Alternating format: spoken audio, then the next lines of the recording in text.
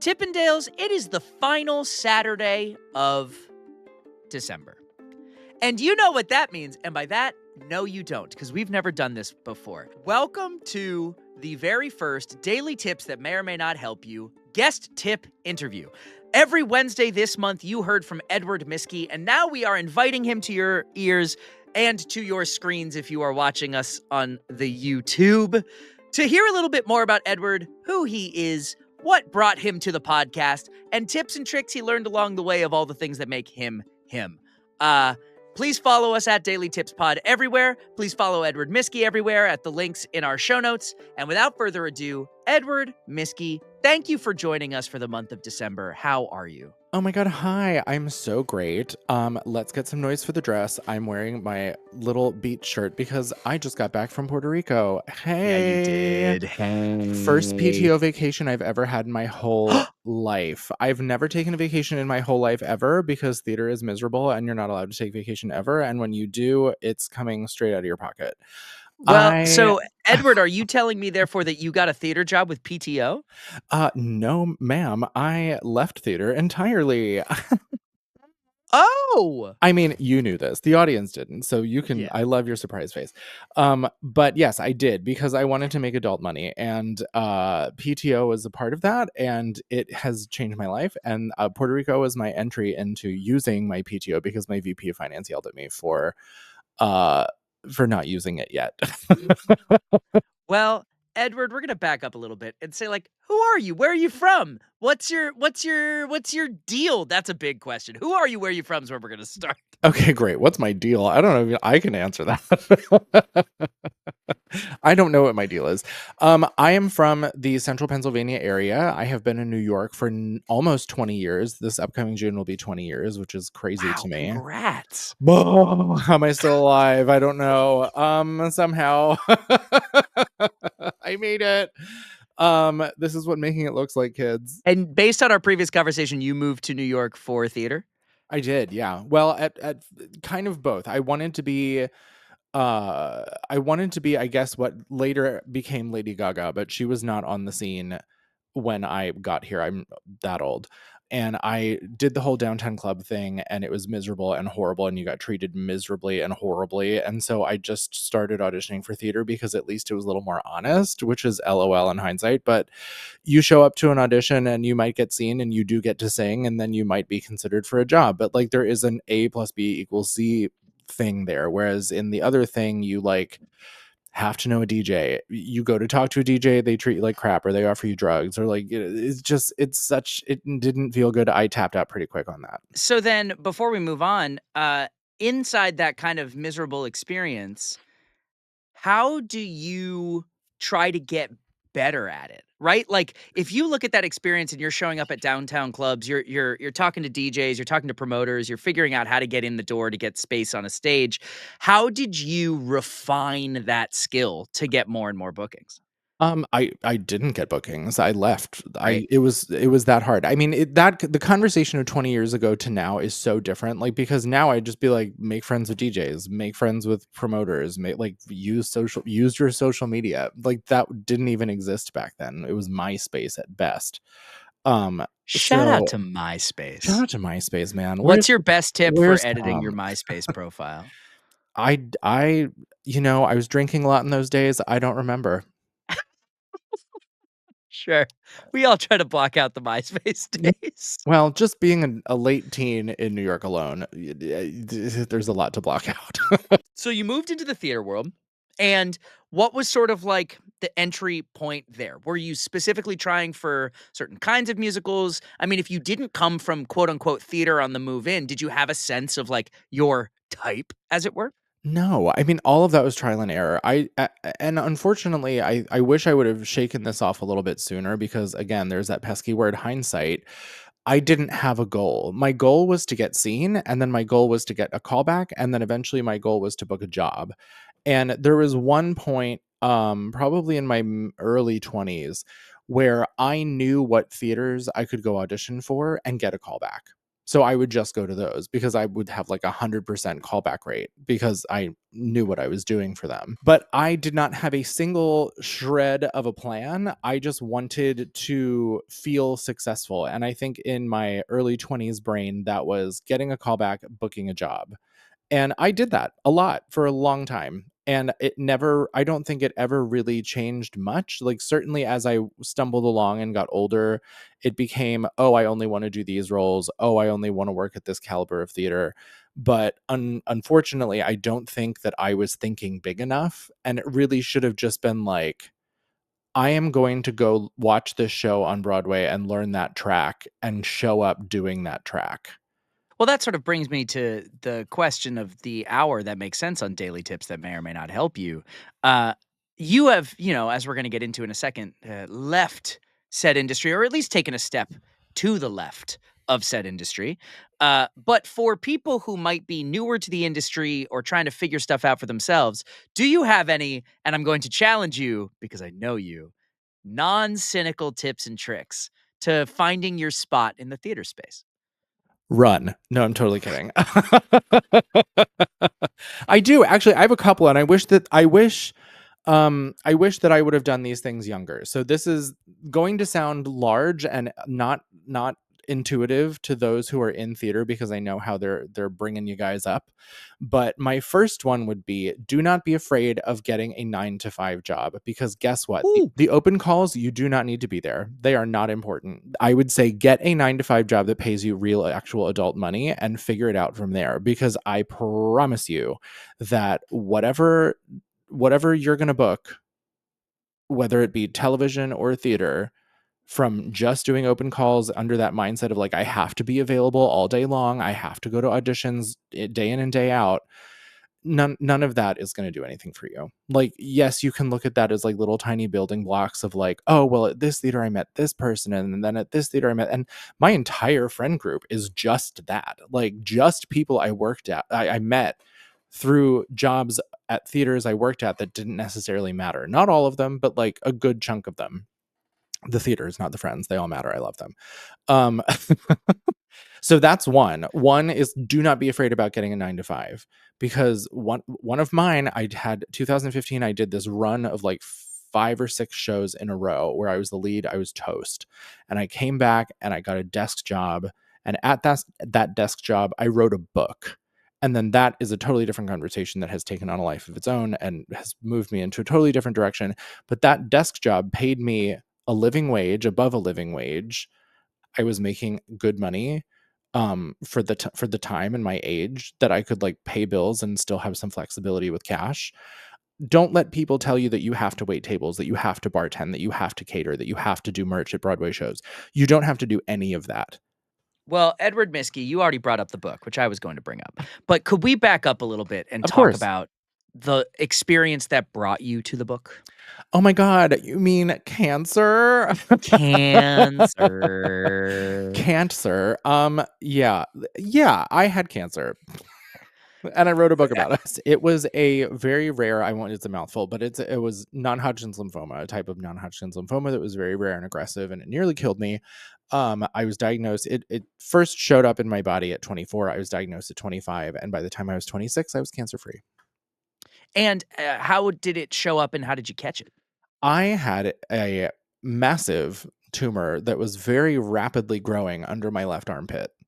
Oh, so like you had a You could lymphoma that was see very it. obvious. Oh, yeah. I still have, like, shoulder pain from, like, because From like, it was under here, and it was so big. I mean, like, it was a melon-sized tumor by the time I actually started chemo, that I had to, like, displace my shoulder and, like, walk like this most of the time, because I had to make room for this, like, 3rd tit that was, like, hanging out of my arm. Um, it was not great. so then did you pause your life in acting at all? Did you hide it? I didn't have a choice. I told no one. I was in the middle of a show when it started to get really out of hand. Really? Yeah, I was doing Hairspray in Reno, Nevada. Again, shows that didn't move the needle and didn't make any difference at all. Um, and yet Corny somehow, Collins? yep, Corny Collins. Yeah. Yeah, it was scary. I mean, we had to take out my costume jacket because it got so big that I didn't have room in my Oh. jacket. And when I came back from that, I started chemo like 2 weeks later. Oh, you just went straight to the doctor and was like, "I got a problem." He knew. I had seen him before I left, and he misdiagnosed me with cat scratch fever, which is not real, and gave me antibiotics and was like, "Great, go to Reno for 18 weeks." And I was like, "Cool." In hindsight, I'm like, "Why didn't you biopsy this?" Also, not to really point out the scary side of our medical industry, but you then went back to that man. That was one of the very last times I saw him. Sure. Um, That makes better just to sense. comment on how messed up this whole thing is, I saw him. He was my regular like PCP doctor. That's what he diagnosed me with after we did a CT scan, and then I went on my merry way. And when I came back, I saw him again, and he sent me in for a biopsy, and that's when I was diagnosed. And he showed up at my hospital one time, came in and made a joke about how great I looked and are they sure they're giving me the right drugs, and then sent me a bill for $435 for showing up and telling me I looked great. And I wrote him a scathing letter, which I believe I still have in my desk. I never sent it, but I was like, if you think that I'm going to pay this, you're wrong. And it's been 13 years and I still haven't paid it. Like, no plans to. So then, into the chemo world you go, and what was how often, like, what was that experience? It was horrendous. It was a nightmare. It was also a circus at the same time. Like, it was inpatient for anywhere between 5 and 18 days, depending on the protocol that I was having. Some of the chemo drips were 3 days long, and then there'd have to be like a certain amount of hours between the next one, and then they'd hook me up to the next one. And it was just a nonstop, really aggressive rationing of chemicals going straight into my body, into my little port. You viewers, you can see There my she is. little scar right here. That's what that was for. Um, yeah, and it was just we were supposed to do 8 rounds. I ended up doing 4 because we decided that none of them were working. We would start it and the tumor would shrink down, and then it would immediately shrink back as soon as or grow back as soon as I stopped. And then they put me into radiation. That seemed to do the trick. We did all kinds of tests to make sure that that did the trick. And then I left my then hospital, which was horrendous, and went to Sloan Kettering, which was a night and day, like, care and everything else. And I did a stem cell transplant with them. And that was 21 days in. Wow, so you did 21 days inpatient chemo. Yeah, half of which I was quarantined for. Not to really belabor a shit point, but, do you have tips and tricks for being in that situation and how you keep your damn mind? Yeah, actually, I kept myself busy. Again, like, I hadn't told anyone this was going on. My closest friends knew and my family knew, and that was it. I didn't know until the book, and you and I had Yeah, known each other during that whole time. right. I didn't tell anyone. Yeah. And I told all my friends and family not to tell anyone. They did great. We share a Yeah, lot of friends, and I did not know. you did not know. Well, and some of those friends didn't know either. But I actually started my own company while I was in the middle of chemo to keep me occupied. I was dating a guy at the time who was 6'10", and he broke up with me about 3 rounds into chemo, which was not great. And I was like, how am I ever going to meet another tall man ever again? Because I'm 6'4", and like it's kind of hard to find someone of my size. I was like, oh, I know, I'll start. And I had pitched this idea to him, and he was like, no, that's dumb, no one will read it. uh a lifestyle magazine for men over 6'2", and it was called There Are Giants. And it was therearegiants.com. It no longer exists, but I did a lot of interviews with other people. I did a lot of blogging. I did a lot of research. Zach Walls, who was that kid who was like 19 years old and stood up in the Iowa, I think, Congress or Senate or whatever it was, and talked about his 2 moms. And he had a book called My 2 Moms, which I read. I got to interview him over the phone, which was amazing. And he was so kind. Now he's in politics, which is funny because I asked him if he would ever go into politics, and he had no interest back then. And here we are. Um, so it was great, but it was a great distraction, and I needed it, and it made me feel like I had something to do and gave me a purpose and gave me something to look forward to. There was literally a time where I was on my phone on FaceTime, like visually art directing a photo shoot while I was inpatient at a hospital. And I had a photographer and a photo assistant on site with a model and wardrobe person that they were like setting the room and doing the shots. And they were showing me what they were shooting from FaceTime while they were shooting it. And that kept me sane for the whole time. Like I was inpatient for 18 days. And then following that 18 days, there's a 100-day red zone window that like you have to live through to make sure that the transplant doesn't reject. Because if it rejects, you're in trouble. That Sure. means your immune system is no longer, and they have to figure out how to replace it. And there was very strict diet things that I had to adhere to. There were certain things I couldn't do. I was physically drained, so like walking down the street was difficult. But that whole period of time actually was really useful later because I had to wear gloves and masks and everything else. And so when 2020 hit, I was like, I got this. I know this life. And how long kind of afterwards until you felt like your life hit some kind of normal stasis? Never. Mm, Still. There's a guy that I follow on Instagram who I actually love, and I'm actually in a way a little jealous because his handle is Jace Beats Cancer, and he also is 25 years old. He was also diagnosed with non-Hodgkin's lymphoma, and he has video documented everything. And it is all online. I don't know how many followers he has now, like hundreds of thousands, but he talks about the whole experience. And I'm in his comment section all the time when he's like, having a really hard day today, existential crisis, blah, blah, blah. I'm like, this is normal. It's totally okay. It's fine. It gets better. It doesn't go away, but it gets better. Because you're especially at 25, like when you're supposed to be like hot and virile and the best part of a person's life is your 20s are supposed to be like a really great time in your life, and you're fighting cancer, and then you're fighting yourself, and then you're fighting all these voices outside of you and inside of you, and it just never goes away.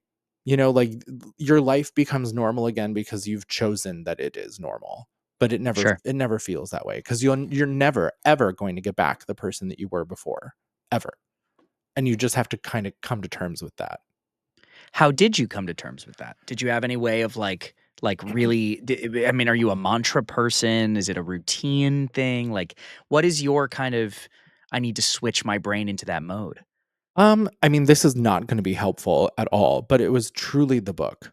Mm. Getting it all out and down on paper and like talking about it to myself in my brain, writing it down and then going back and editing it and like having it published and putting it out there and having other people read it. That was the first time that I felt like I had control again. Because up until that point, I was just kind of defaulting back to what I knew, which was like make money, go to auditions, do shows. And Sure. writing that book was like really kind of this moment of like having agency over my life again, where it's like, oh, I made this. I did that.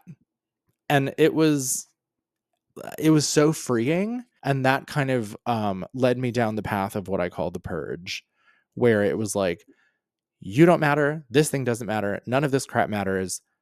This is all me. I got this. I'm in charge. When the book was announced, that was after then, because you sort of started telling people what had happened, like, right before the book really hit, and I had learned. And you announced the book, which for our viewers, the cover is over, Edward's right shoulder, left screen, which is Cancer, Musical Theater, and Other Chronic And Illnesses that by is the first edition. that's the Uh, first edition. yeah, I was self-published and then I was published. I was so proud of you and impressed with you for many reasons, but I want you to know that the primary reason is Cancer, Musical Theater, and Other Chronic Illnesses is an A+ name. I can't take credit for it. It's not me. Oh, who was it? This is the 10-year cancer survivorship anniversary edition. It was my friend Alex Perlman. Brilliant guy. I love him so much. He does all the Broadway B-roll video stuff for basically if you've seen like promotional video for Broadway, he's shot it. But I just told him I was writing a book. I think we were standing, where were we? I feel like we were standing at the train station by 72nd Street and on the 2-3 train, because that's where I used to live. And I just told him I was writing a book, and that just flew right out of his mouth. And I was like, actually, I'm Yes. taking that. And I Like wrote that's I wrote it down on my phone and I never went back. it's an A plus. So Alex Perlman, shout out to you. Shout out to you. Uh, He's in so the book notes, the dedication. give me tips and tricks for writing that book. I am a writer and I have a hell of a time keeping pedal to the metal, keeping routine. I get stuff done in weird chunks. It's not the good system. It felt to me like you hammered out this book, and I've read it a couple times. It's good, it's concise, it's well thought through, which means you got it down and you got it edited in an insanely small amount of time. And It was how? it was less than a year. Yeah.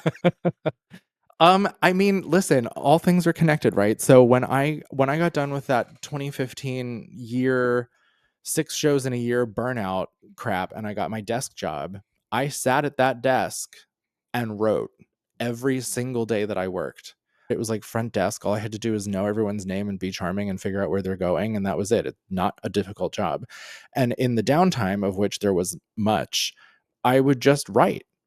And I don't know if there was like a tip or trick to it. It was kind of like, well, you're sitting here anyway on your ass. You might as well get something done. But as far as like the process of getting it out, it really was just brain vomit. And like I wish that I still had like the very, very, very first draft of the book, because it was like 120,000 words. It was so long, and it started with like, I grew up in central Pennsylvania. And it just, I got to the point where I was so sick of myself that I was like, shut up. No one cares. And it was what taught me how not to be precious about anything that I'm writing. Like, I'm so good at the kill your darlings thing with writing because I don't care. I'm like, will it make it the story better? Will it be more concise? Will it be more efficient and interesting? Great. Get rid of it. I don't care. I have no attachment to it whatsoever. And this book was the start of that, because I was like, oh, but I love my family. I want to include them. Who cares? It doesn't matter. You're not famous. It's They're not famous. it's It not doesn't re and matter. it's not related to this story. Right. And that's the other thing, is that when you're writing, if you're not being specific, you're wasting your energy. Like, this book takes place over the course of a year, 1 year of my life. That is it. Anything outside of that, unless it was an intentional flashback of like a story I wanted to tell to tie into a point I was making, it is only in this 1 year period of time. Like, the specificity of like, this is the window in which you're writing and nothing outside of that matters. And just telling myself that over and over and over again when I was writing was like, nope, not in this, not in the 2012 year. Get rid of it. And it took that book from 120,000 words down to like 85,000 in no time. Well, I want you to know you do have one tip that you don't even realize, because I don't know that you and I have ever talked about it. But in 2016 and 17, when I was going through my parents passing away from cancer, you sent me a really nice message. And we didn't know each other that well at that time. We knew each other, in passing, because we'd hang out at parties because we didn't like talking to other people. So we would just talk to each other. And you sent me a really nice message, and it said like, hey, this is gonna suck. Times suck. The dumbest thing you can do is spend your time on what sucks. Go do something else with your brain space. And it was really important. And I produced a thing that became the first thing I ever sold. And a lot of that had to do with yourself and people like you writing me about, don't it's not wasting your time to dedicate yourself to what you're doing, but it is a waste of your energy to only dedicate it to how much it sucks. I mean, listen, 2016-year-old me sounds like he knew what he was doing. He was killing it. Killing it. Yeah, I mean, but that's still true, and that's still something I tell myself now. Like, it's totally okay to be upset about something. It's totally okay to feel the feelings, but like, it can't be the only thing you're doing. Like, feel the feelings while you're doing something else. And again, we were talking earlier, off recording, about practical application of everything. Like, there's no point in doing anything unless there's practical application involved. If you're feeling a feeling and it's not great, okay, use it for something. It's there Yeah. for a reason. You have that feeling for a reason. You don't know what that is, fine, but apply it to something. See what happens. So then we move out of the book and you come back to the world of theater. Truthfully, I never should have, but I did. What was that like? Coming back as someone who's come back to this art form after a remarkably traumatic life experience. What was that like for you, and how did you find yourself navigating the differences between pre-cancer and post-cancer theater ed word? I mean, I had it was nice to be back in a familiar in something familiar, because after being in two different hospitals and like, losing my hair and body and like hope, it was nice to be back in a place that I recognized and around people that I recognized. But the other part of it that was really upsetting, and I have made, I don't know how many TikToks and Instagram reels about this, and I will say this until the day that I die. The weird part about this time in my life was that after I had nearly died and my entire body had been disassembled in some way or another, I have never, ever been told I looked hotter than I did in that period of time. Ugh. After I was near next to dead. And Ugh. and it really, like that, God, it sucked. It really was hard to hear and listen to. And of course, no one was ill intentioned about it. But it was one of those moments where it's like, thank you. And Ugh. it I just remind myself and others as often as I possibly can that beauty standards and what people think is hot is stupid. Because I was literally basically a corpse, and people were like, you look amazing. And these were people who had no idea I had cancer. So they weren't trying to like be polite or anything. It was literally Totally. just like, "Oh my god, where have you been? You look amazing." And it was like, "Oh, I had cancer." And they would be like, "Oh, like stop it." And so like that was a very strange period of time, and I'd be so curious to like see, there's no video footage of me back then really. I stayed very clear of photos and video of any kind. But I'd be very curious to see what my reaction to that version of me would be now, to see just how much I was hurting, to see how uncomfortable I felt and looked, and how hard I was working to try not to be. I remember I had just gotten back into auditioning. I think it was like 6 or 7 months after my 100 days after the stem cell transplant was over. And I was just doing the rounds. I went to like this random ECC for North Shore Music Theater up in Massachusetts for Sound of Music. I went in, I sang whatever I sang. The director asked me if I could waltz. I said, yeah, my grandma taught me when I was a kid. I know how. And they were like, oh, great. Months went by and I booked it. No idea how, no idea why. And I should have been thrilled. I should have been like, "Oh my god, this like top tier theater in the country has hired me to like be an understudy, be in the ensemble." I was with like a soap star and like this now Tony nominated actress. Like there were some really solid people in that show, and I should have been thrilled, but the whole time that I was there, all I was doing was panicking that cancer was coming back.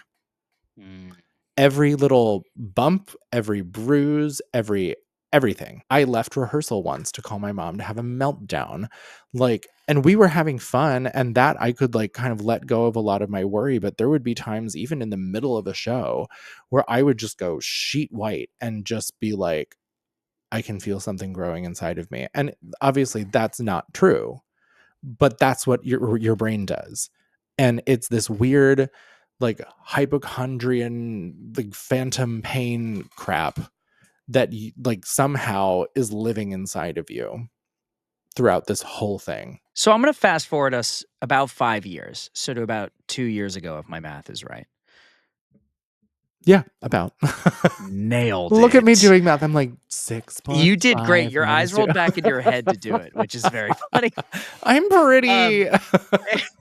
so you said in your 20s and when you first came back and you were trying to find your semblance of normal, that you were you were just trying to audition, just trying to get a callback, just trying to book. If you look forward to the last, let's say, 24 to 36 months of our lives, let's say post COVID, even though we're still living in a very COVID-y world, to now, what is the just that has adjusted for you? What do you just want to be doing now if it's not audition and it's not book and it's not callback? I'm so glad you asked. I mean, the book is still happening. The book I still want to do. Obviously, I'm adapting it for television as a musical series. So like, and it's a no-brainer. Like, hello, that makes sense.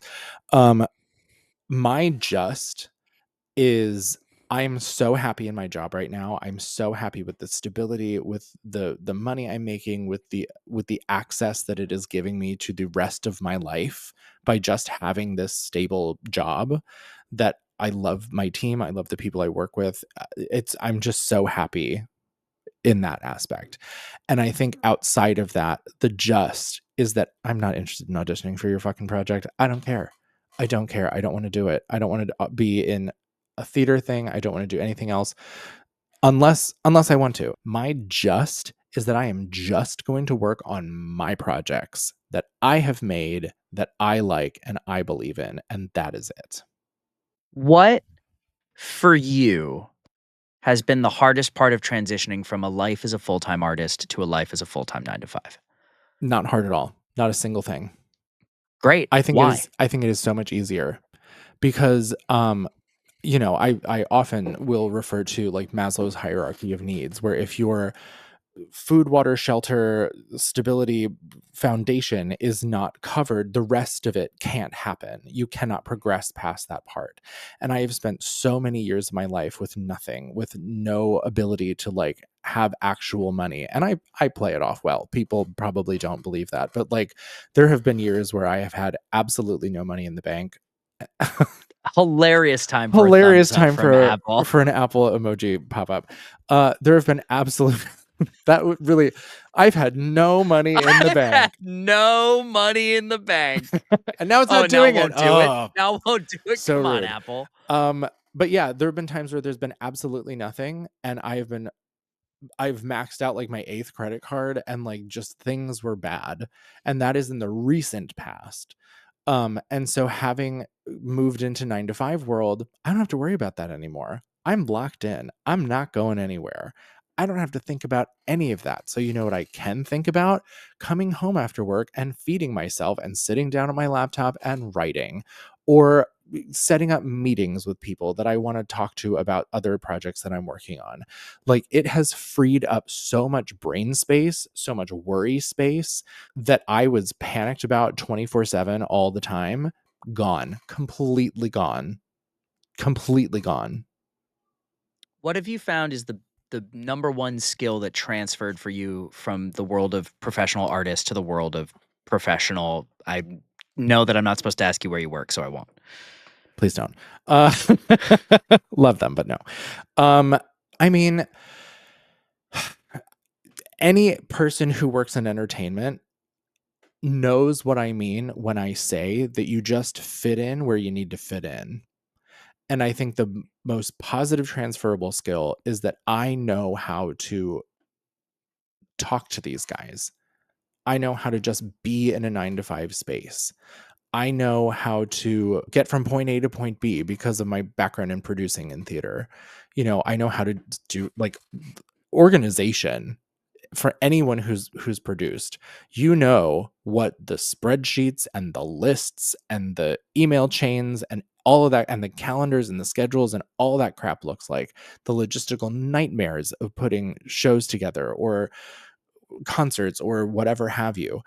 Those skills are what I do on a daily basis and get paid way more money than I did doing that in professional theater, because you know how to keep things together. You can like any problem is a spreadsheet. Any problem is a list.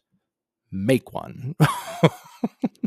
Okay, so before we get into the tell me more about yourself and the things you want to plug portion of the podcast, I have a little segment I'm calling Hey Tippendales. What about that thing? What is a problem you are having now? And I actually ask that we aim smaller than larger wherever possible, that you would like a tip or trick to try and help you solve. I think one that is an actual real like someone help me here is like I'm 6'4". I'm all rib cage and legs. It is very hard for me to find fun clothing. And Oh, I love this. I do luck out sometimes. I made the stupid mistake of going downtown to meet my parents today. without a coat. I had a sweater on and I had a scarf because it said 50 degrees, and I was like, we're good. It was so goddamn cold and windy. Very chilly. I walked my ass into Forever 21 and I bought a coat. Do you like it? I love it. I got three compliments on it in the first 4 hours I was wearing it. Wow. It's hot. Anyway. Well, then, Tippendales. Forever 21.